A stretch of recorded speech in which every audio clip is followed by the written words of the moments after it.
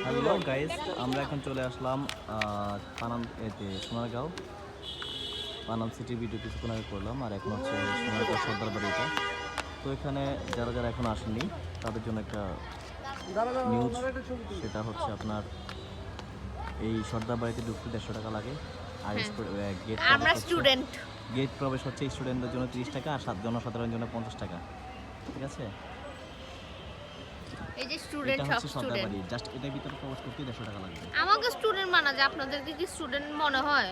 কে না, বলবে আপনাদের তাহলে আমাদের student? 30 টাকা করে কিভাবে ছাড়লো? আইডি কার্ড ছাড়া? ওই বুয়া আইডি কার্ড। ভুয়া আইডি কার্ড না, আমাদের রিয়েল আইডি কার্ড, বাট আমাদের আমাকে মেয়াদটা। দেখলে যে কেউ বিশ্বাস করবে হ্যাঁ আমি এখন স্টুডেন্ট, আপনাদেরকে দেখলেও বলবে বুইড়া বেড়া। তাই নাকি? আমাদের জেমিমা কি বলে এগুলো? এই নাবিদ কি বলে? আমরা বলে এখন স্টুডেন্ট না, না হলে আমাদেরকে কিভাবে টিকিট দিল? তো যারা যারা আসতে চাচ্ছেন, আমি মনে করি যে আপনারা সবাই লোকেশন চেক করে এবং সঠিক নির্দেশনা মেনে জেনে শুনে আসবেন। 150 টাকা হচ্ছে সর্দার বাড়ির ভিতরে প্রবেশ করতে। ভিতরে প্রবেশ গেটটা হচ্ছে ওখান দিয়ে এন্ট্রি করতে হয়, ওটা ভিতরে প্রবেশ করতে 150 টাকা লাগে। আর এটা হচ্ছে সর্দার বাড়ির একটা পুকুর।